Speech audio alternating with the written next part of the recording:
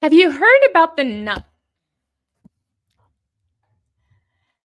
Have you heard about the Night of the Living Dead? Well, it doesn't matter if you have or haven't, but I have another question for you from a genealogy perspective. Do you having living deceased people hiding in your family search, family tree? Living deceased. That sounds a little strange, right? Okay. What I mean is, have you added to the family search family tree individuals that are marked as living but have passed away? Today, I'm going to show you about a hidden tool on Family Search that I recently discovered where I have more than 30 people in my tree that I've added who are incorrectly marked as living, even though they likely passed away a few years ago. And I had forgotten I had even added them to the family tree in the first place.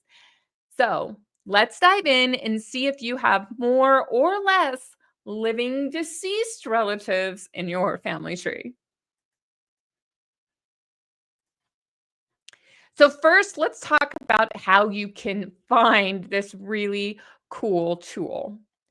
What we're going to do is we're going to click on Family Tree and then down to My Contributions. Another way you can get it is click on, if you're on a profile page rather than in the Family Search Wiki or something, click on My Contributions. Now, the next thing you're going to do, I'll zoom in a little bit so we can see, is we're going to click on Private People.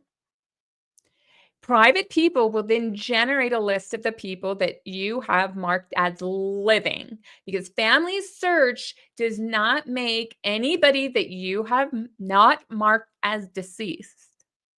They mark them as private. So, private people, that's another way of saying people who are living or marked as living in your family tree.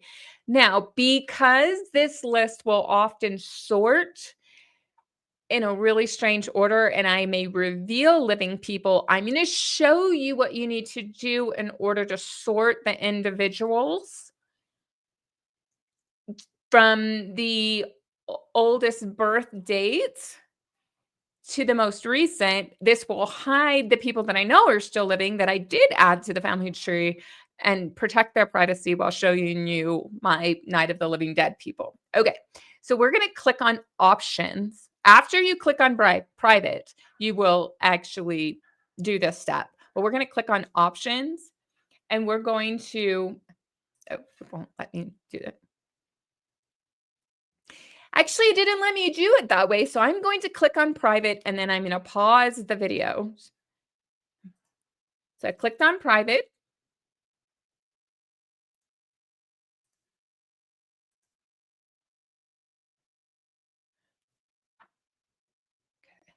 And then I'm going to click on the thing and I need to click on, and then I'll go back and show you what I need to do. Okay, so I have it clicked. I'm not revealing anybody's private information of someone who's living. However, you can see that I have a Leona Geisler who was born in 1905. Now, it's possible she's still alive, but I'm pretty confident she has passed away.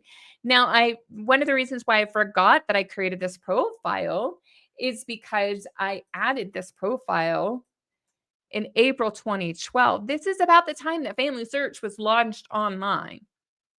Okay. So it's easy to forget, but I do know where she is on the family tree. She's not from my father's side.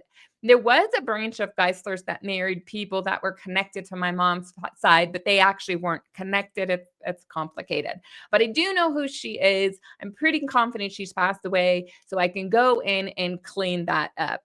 But this Bolin Dishman person, I don't even know why I added this person to the family tree. Why do I have this living person's profile in my tree? Well, let's go find out.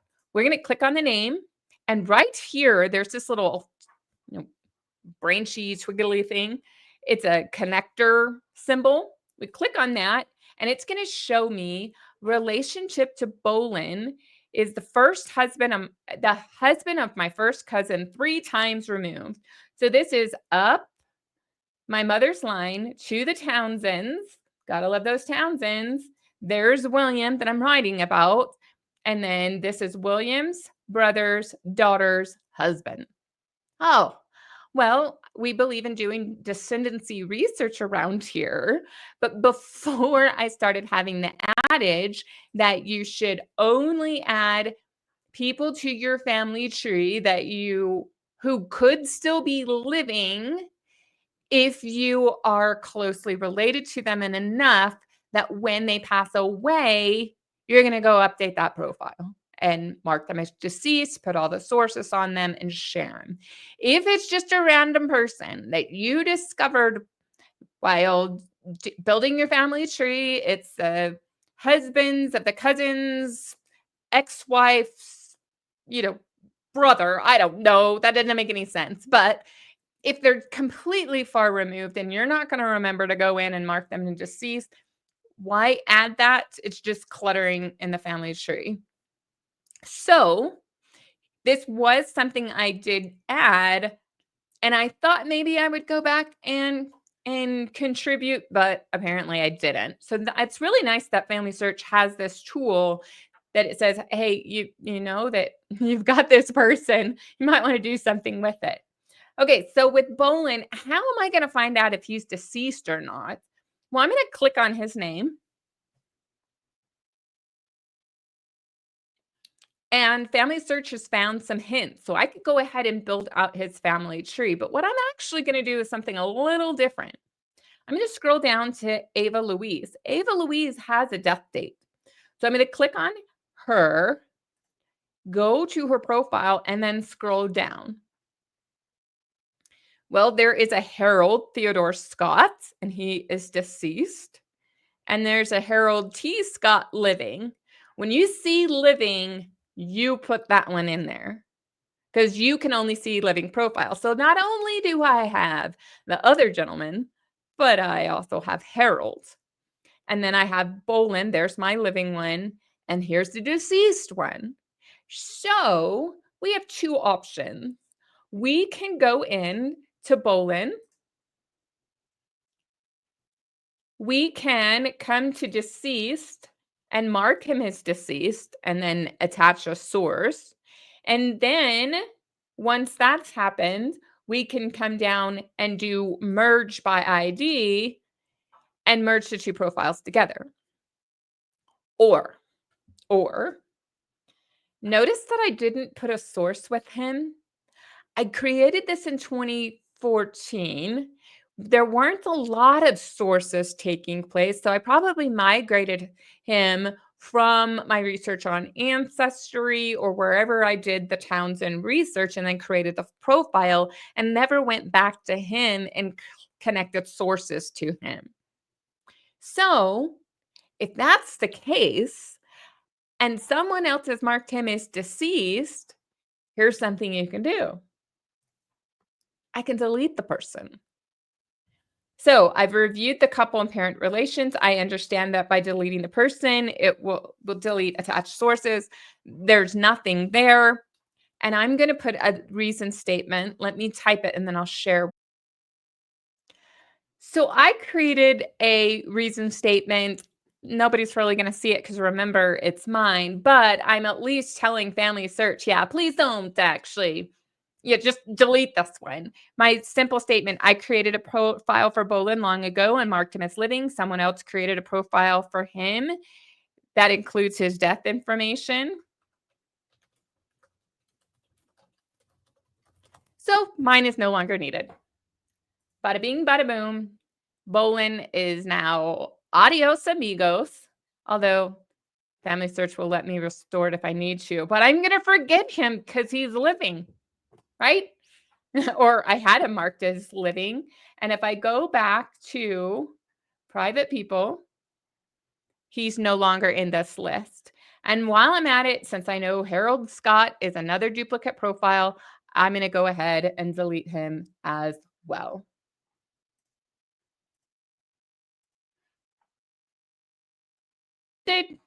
And I go back to my contribution page of private individuals, and now I'm down to 28 people that I need to go through and clean up.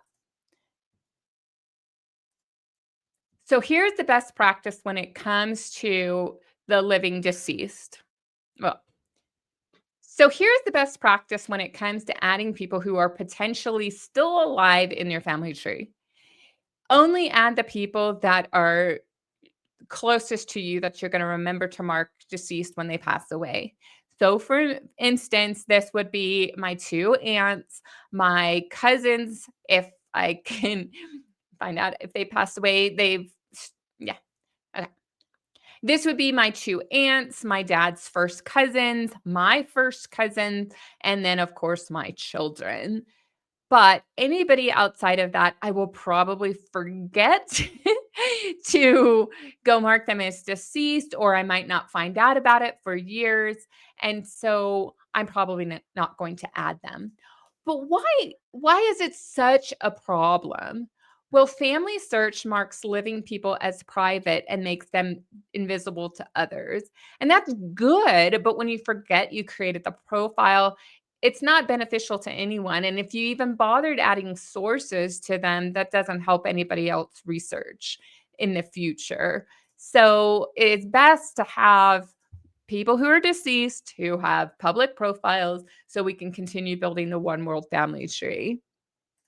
It's also important that if you added memories to this individual, maybe you added photos of them from a variety of different sources and you created this profile. If you don't remember to go back and mark the people that are living profiles and mark them as deceased profiles with a death date, then those memories don't get shared. And that just kind of limits the usefulness of the family tree.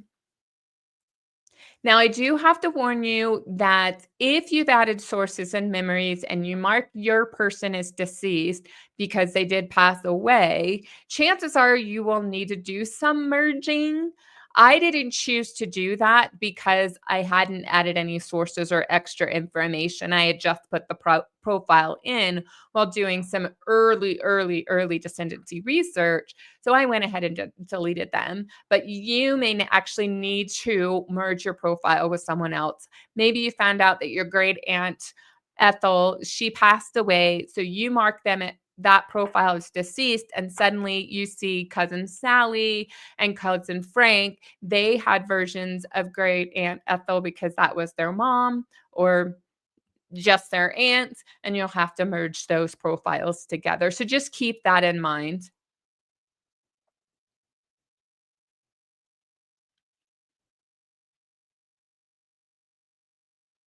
So now that you know that feature is there, I want you to go to the Family Search family tree, go to the privatized people list, and tell me how many people have you added to the Family Search family tree that have passed away and you need to update those profiles. Let me know in the comments below.